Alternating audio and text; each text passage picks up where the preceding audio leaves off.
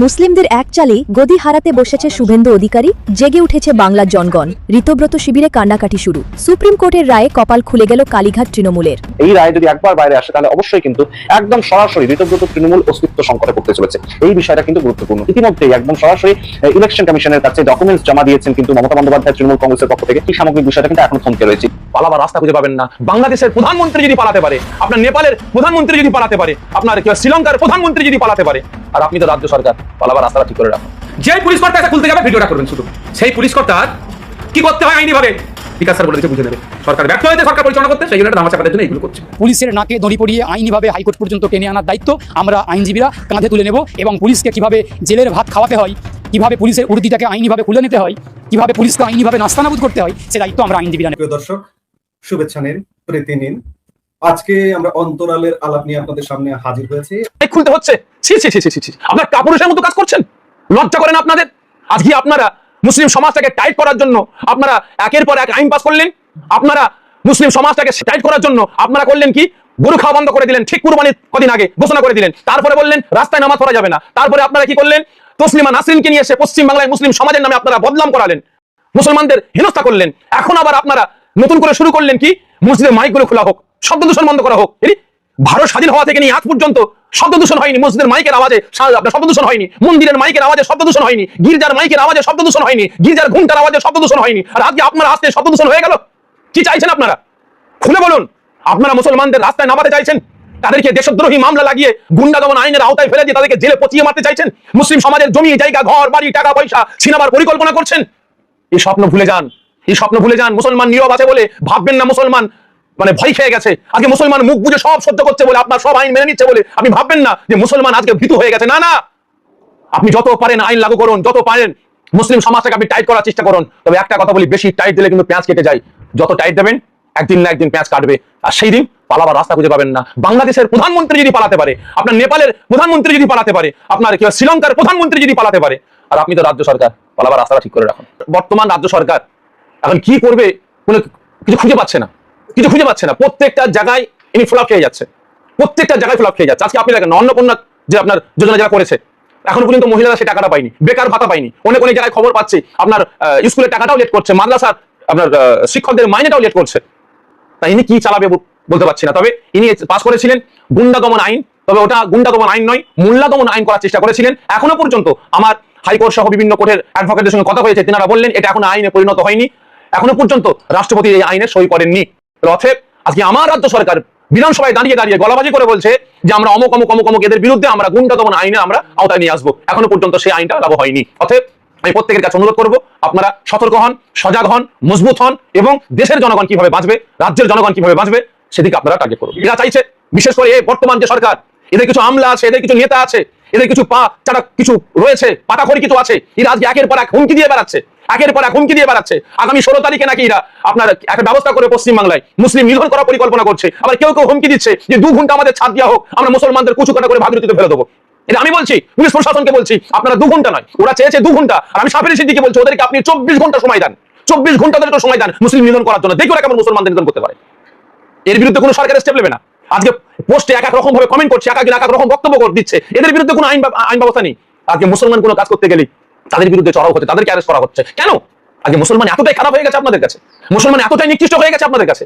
তাহলে তাই যদি হয়, পাওয়ার তো আপনাদের, প্রধানমন্ত্রী আপনার, স্বরাষ্ট্রমন্ত্রী আপনার, মুখ্যমন্ত্রী আপনারা, সবই তো আপনাদের, পুলিশ আপনাদের, আইন আপনাদের, আদালত আপনাদের। তাহলে সবই যদি আপনাদের হয়, তাহলে আপনারা কি পাচ্ছেন না মুসলিম সমাজটাকে পুরো একদম দেশ থেকে মুছিয়ে তাড়িয়ে দিতে? সেই ব্যবস্থা করুন না। যে তাতে যদি অসুবিধা হয়, যে অন্য অন্য দেশ দেখলে অসুবিধা হয়ে যাবে, তাহলে যেমন ওই করোনার টিকা দিয়েছিলেন, ওই রকম টিকা দিয়ে মুসলিম সমাজটাকে শেষ করে দেন। আমার তো মনে হয় যেমন হিটলার করেছিল, যেমন হিটলার ইহুদিদেরকে শেষ করেছিল, শেষ করার জন্য নানান রকমের ফন্দি করেছিল।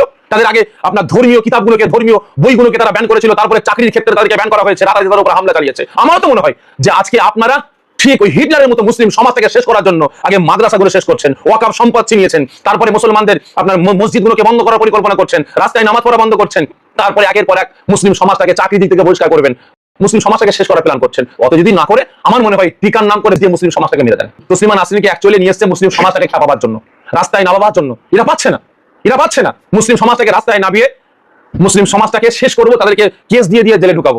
তবে আমি আপনাদের মাধ্যম দিয়ে যারা মুসলিম সমাজটাকে কেন্দ্র করে, বিশেষ করে মুসলিম সমাজকে জিহাদি জিহাদি বলে, নানান রকম মৌলবাদী বলে মুসলিম সমাজটাকে ক্রিটিসাইজ করে বেড়াচ্ছেন, আমি তিনাদের উদ্দেশ্যে বলবো, হাজার চেষ্টা করেন মুসলমানকে চট করে রাস্তায় নামাতে পারবেন না।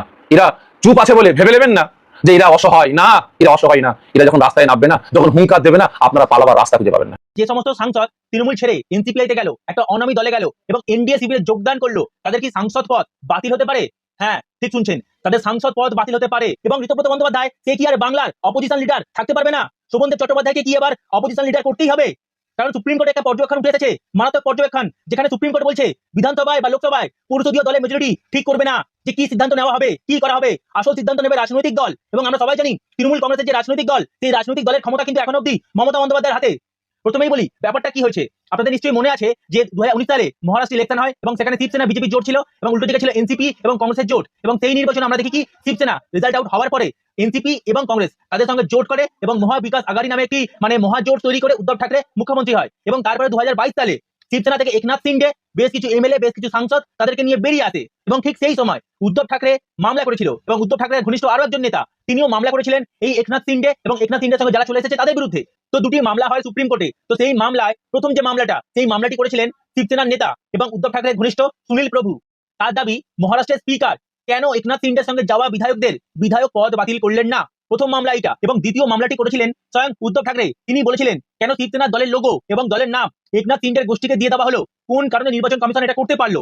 এবং উদ্ধব ঠাকরের এই মামলাটা পর্যবেক্ষণ করতে গিয়ে সুপ্রিম কোর্টের বিচারপতি জয়মাল্য বাগচি তিনি বলছেন পরিষদীয় দলের সংখ্যাগরিষ্ঠতা থাকার জন্য শিবসেনার যে নাম এবং লোগো দিয়ে দেওয়া হলো একনাথ সিন্ডের গোষ্ঠীকে, সেইটা ভুল কাজ করেছে নির্বাচন কমিশন। ঠিক এইভাবেই বলতে চাইলেন জয়মাল্য বাগচি। TV9 বাংলার একটা প্রতিবেদন আমি পড়ছি, তো সেখানে লেখা হচ্ছে মহারাষ্ট্রের শিবসেনার ভাঙন সংক্রান্ত মামলায় সুপ্রিম কোর্ট বলেছিল মহারাষ্ট্রের রাজ্যপাল যে আস্থা ভোটের সিদ্ধান্তের কথা জানিয়েছেন তা ভুল, কিন্তু যেহেতু আস্থা ভোটের আগেই উদ্ধব ঠাকরে পদত্যাগ করে দেন, তাই তার কাছে আর কোনো সুযোগ ছিল না। ওই মামলাতেই শীর্ষ আদালত বলেছিল কোনো পরিষদীয় দল স্বাধীনভাবে সিদ্ধান্ত নিতে পারে না, কারা আসল দল তা বিচার করার ক্ষেত্রে পরিষদীয় দলের কোনো গুরুত্ব নেই। সে কথাই এদিন উল্লেখ করেছেন বিচারপতি বাগচি। তিনি স্পষ্ট বলেন পরিষদীয় দলের সংখ্যাগরিষ্ঠতা থাকার বিষয়টাকে বিবেচনা করা নির্বাচন কমিশনের ভুল, রাজনৈতিক দল থেকেই সিদ্ধান্ত নিতে হবে। এবার দেখুন এই ব্যাপারটাকে আমি যদি বাংলার পার্সপেক্টিভে ভাবি, এই ঋতব্রত শিবিরকে ঋতব্রতর সঙ্গে যে সমস্ত এমএলএ আছে তাদেরকে আসল তৃণমূল হিসেবে মেনে নিয়েছে বিধানসভা স্পিকার, এই কাজটা ভুল করেছেন। কারণটা কি? কারণ বিধানসভায় হয়তো পরিষদীয় দল ঋতব্রতর দিকেই আছে, কিন্তু রাজনৈতিক দল আসল রাজনৈতিক দলের মালিকানা কিন্তু এখন অব্দি কালীঘাটেই আছে, মমতা বন্দ্যোপাধ্যায়ের হাতেই আছে। যেখানে রাজনৈতিক দল তৃণমূল কংগ্রেস এবং মমতা বন্দ্যোপাধ্যায় চেয়ারম্যান, তার সিদ্ধান্ত ছিল শোভনদেব চট্টোপাধ্যায় হবে বিধানসভার বিরোধী দলনেতা, সেখানে এই ঋতব্রতপন্থী শিবির ঋতব্রত বন্দ্যোপাধ্যায়কে অপোজিশন লিডার করলো। এবং সেইটা বাংলার বিধানসভার যে স্পিকার তিনিও মেনে নিলেন। বিধানসভায় পরিষদীয় দলের সংখ্যাগরিষ্ঠতা যা সিদ্ধান্ত নিচ্ছে তাই সিদ্ধান্ত দলের, তা কিন্তু হতে পারে না, এটা স্পিকারের বোঝা উচিত ছিল। এবার সুপ্রিম কোর্ট তো বলে দিয়েছে আসল দল কারা, সেই সিদ্ধান্ত পরিষদীয় দল নিতে পারে না। তাহলে ঋতব্রত বন্দ্যোপাধ্যায় এবং সন্দীপন সাহা, যাদের হাতে রাজনৈতিক দলের ক্ষমতা নেই, যারা পরিষদীয় দল, তারা কি করে বলতে পারে যে তারা হচ্ছে আসল তৃণমূল? তাহলে সুপ্রিম কোর্টের পর্যবেক্ষণ আর এদের দাবি একসঙ্গে মিলছে না। তাহলে কি করে বলতে পারে ঋতব্রত বন্দ্যোপাধ্যায় এবং সন্দীপন সাহা তারাই আসল তৃণমূল? এবং একই সঙ্গে এই প্রশ্নটা উঠবে কি করে বিধানসভা স্পিকার ঋতব্রত বন্দ্যোপাধ্যায় এবং সন্দীপন সাহা এদেরকে আসল তৃণমূল আখ্যা দিতে পারে? কোন যুক্তির ভিত্তিতে জানি না। এবার যদি চলে আসি আমি লোকসভায় আমরা কি দেখলাম? কাকলি ঘোষ দস্তিদার, শতাব্দী রায়, সায়নী ঘোষ দেব এবং একাধিক যারা এমপি, তারা হঠাৎ করে সিদ্ধান্ত নিল যে মেজরিটি এমপি তারা সিদ্ধান্ত নিল তারা তৃণমূল কংগ্রেসের সঙ্গে থাকবে না এবং তারা একটা অনামী দল এনসিপিআই সেখানে চলে গেল এবং সেই এনসিপিআই এর ব্যাংক অ্যাকাউন্টে 100 টাকাও পড়ে নেই। তো এমন একটা রাজনৈতিক দলে গেল এবং তারা সেখান থেকে চলে গেল এনডিএ শিবিরে যোগদান করলো। তাহলে এখানেই প্রশ্ন আছে সুপ্রিম কোর্টের যে পর্যবেক্ষণ ছিল সেই পর্যবেক্ষণ কি মান্যতা পাবে? যেখানে সুপ্রিম কোর্ট জানিয়েছিল যে রাজনৈতিক দলের সিদ্ধান্তই হচ্ছে আসল সিদ্ধান্ত, পরিষদীয় দলের মেজরিটি থাকলেও পরিষদীয় দল সিদ্ধান্ত নিতে পারবে না বা পারে না, আসল সিদ্ধান্ত নেবে রাজনৈতিক দল। তো এইখানে রাজনৈতিক দলের সিদ্ধান্ত কখনোই ছিল না, মমতা বন্দ্যোপাধ্যায় কালীঘাটপন্থী তৃণমূল তাদের সিদ্ধান্ত কখনোই ছিল না যে কাকলি ঘোষ দস্তিদার, শতাব্দী রায় এবং বাকিরা তারা চলে যাক এনসিপিআইতে, এই সিদ্ধান্ত কখনোই ছিল না। তাহলে কি যারা গেল কাকলি ঘোষ দস্তিদার, সায়নী ঘোষ এবং শতাব্দী রায়, তারপর ইউসুফ পাঠান এবং বাকিরা, এদের সবার এমপি পদ, সাংসদ পদ বাতিল হবে, খারিজ করা হবে, এটা দেখার বিষয়। এবার দেখুন লোকসভায় কাকলি ঘোষ দস্তিদার এবং তার সঙ্গে যাওয়া বাকি এমপি গুলো তারা ডাইরেক্ট এনসিপিআইতে চলে গেছে, তারা দাবি করেনি যে আমরাই আসল তৃণমূল। তাহলে কি হবে? খুব বেশি হলে তাদের সাংসদ পদ বাতিল হবে, এমপি পদ বাতিল হবে, এটাই আর কি। কিন্তু অন্যদিকে বাংলার বিধানসভা ঋতব্রত শিবির সে শুধু বিধায়ক নিয়ে গেছে তা নয়, একই সঙ্গে সে দাবি করছে তারাই আসল তৃণমূল এবং সেই দাবি নিয়ে এরা নির্বাচন কমিশনের কাছেও গেছে।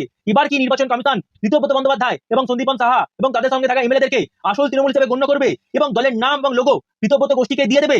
এবার সেটাই দেখার বিষয়। কারণ ইতিমধ্যে সুপ্রিম কোর্টের বিচারপতি জয়মাল্য বাগচি উদ্ধব ঠাকরের কেসটাতে পর্যবেক্ষণ করতে গিয়ে বলে দিয়েছে একনাথ সিন্ডেকে দলের নাম এবং লোগো দিয়ে দেওয়াটা নির্বাচন কমিশন ভুল কাজ করেছে। তাহলে এই ক্ষেত্রে কি একই ভুল কাজ নির্বাচন কমিশন করবে বা নির্বাচন কমিশনার করবে জানি না। তবে প্রশ্ন দুটো, পরবর্তীকালে কি শোভনদেব চট্টোপাধ্যায়কে বাংলার বিরোধী দলনেতা হিসেবে মান্যতা দেওয়া হবে এবং একই সঙ্গে এই ঋতব্রত বন্দ্যোপাধ্যায় এবং সন্দীপন সাহা তারা যে দাবি করছে তারা আসল তৃণমূল, এইটা পরবর্তীকালে তারা দাবি করতে পারবে না। এমনই কোনো রায় আসবে কি এবার দেখার বিষয়। এবার যদি চলে আসি আমি নৈতিকতার দিক থেকে, আপনি ভাবুন না এই সায়নী ঘোষ, কাকলি ঘোষ দস্তিদার, দেব, শতাব্দী রায়, ইউসুফ পাঠান, এরা যে ভোট পেয়েছে এরা কাদের হয়ে টিকিটে দাঁড়িয়েছিল? তৃণমূলের হয়ে টিকিটে দাঁড়িয়েছিল। আপনি ভুলে যান তৃণমূলের কথা, আপনি ভুলে যান তৃণমূল এদেরকে নির্বাচনে সাহায্য করেছে বা নির্বাচনে লড়তে সাহায্য করেছে, টাকা দিয়েছে, সবটা ভুলে যান। আপনি মনে করুন যারা এদেরকে ভোটটা দিল, মানে যে মানুষগুলো শতাব্দী রায়কে, কাকলি ঘোষ দস্তিদারকে, সায়নী ঘোষকে, বাকিদেরকে ভোট দিল, তারা কারা? তারা প্রত্যেকেই লোকসভায় ভোট দিয়েছে, তারা প্রত্যেকেই বিজেপি বিরোধী ভোট দিয়েছে, তারা চায়নি দিল্লিতে বিজেপি ক্ষমতায় থাকুক। আপনি এবার নৈতিকতার দিক থেকে বলুন তো, এই সায়নী ঘোষ, কাকলি ঘোষ দস্তিদার, ইউসুফ পাঠান, শতাব্দী রায়, এরা কি করে বিজেপি বিরোধী ভোট নিয়ে এনডিএ শিবিরে মানে বিজেপি শিবিরে চলে যেতে পারলো? কোন নৈতিকতার দিক থেকে? আর এদের মনে পড়লো 4 তারিখের পরে, যখন বাংলায় তৃণমূল কংগ্রেস আর ক্ষমতায় ফিরতে পারলো না, তারপরেই মনে হলো তৃণমূল কংগ্রেস অনেক চুরি করেছে, দুর্নীতি করেছে। 4 তারিখের আগে এদের মনে হয়নি? 4 তারিখের আগে এদের কেন মনে পড়েনি যে নরেন্দ্র মোদীর সঙ্গে থাকতে হবে, নরেন্দ্র মোদী দেশের যে শ্রীবৃদ্ধি ঘটাচ্ছে তার সঙ্গে থাকতে হবে, নরেন্দ্র মোদীর সঙ্গে থেকেই দেশকে সমৃদ্ধ করতে হবে? 4 তারিখের আগে কেন মনে পড়েনি? কিসের জন্য? এবার যদি চলে আসি আমি বাংলার ক্ষেত্রে, তাহলে আপনি ভাবুন না ঋতব্রত বন্দ্যোপাধ্যায়, সন্দীপন সাহা, এদেরকে কারা ভোট দিয়েছে? যারা চেয়েছেন মমতা বন্দ্যোপাধ্যায় আবার ক্ষমতায় ফিরুক এবং তারা বিজেপি বিরোধী, তারা ভোটটা দিয়েছে। তাহলে কি করে এই ঋতব্রত বন্দ্যোপাধ্যায় এবং বাকিরা বিজেপি বিরোধী ভোট নিয়ে এবং মমতা বন্দ্যোপাধ্যায়ের পক্ষের ভোট নিয়ে এরা মমতা বন্দ্যোপাধ্যায়কে ছেড়ে বিজেপির কোলে গিয়ে বসলো? ভালো তৃণমূল কি এটা এই কয়েকটা মাসে গোটা বাংলার মানুষ দেখতে পেয়েছে। ভালো তৃণমূলের ভূমিকাটা কি? ভালো তৃণমূলের চেয়ে বেশি বিরোধিতা সিপিআইএম করছে মাত্র একটা বিধায়ক নিয়ে। এরা প্রত্যেকে যে বিশ্বাসঘাতকতা করলো, এরা তো শুধুমাত্র তৃণমূলের সঙ্গে বা মমতা বন্দ্যোপাধ্যায় তার সঙ্গে করেনি, এরা তো বাংলার মানুষের সঙ্গে করেছে। এরা কি আগামী দিনে আবার নির্বাচনে জয়লাভ করে এমপি এমএলএ হতে পারবে? মানুষ কি এদেরকে আবার বিশ্বাস করে ভোট দিতে পারবে? জানি না। তবে নির্বাচন কমিশন কি এদের পদ বর্তমানে খারিজ করে দেবে, বাতিল করে দেবে, বা সুপ্রিম কোর্টের চাপে বাতিল করতে বাধ্য হবে? সুপ্রিম কোর্ট যে পর্যবেক্ষণ দিয়েছে সেই কারণে নির্বাচন কমিশন এদের পদ বাতিল করতে বা খারিজ করতে বাধ্য হবে।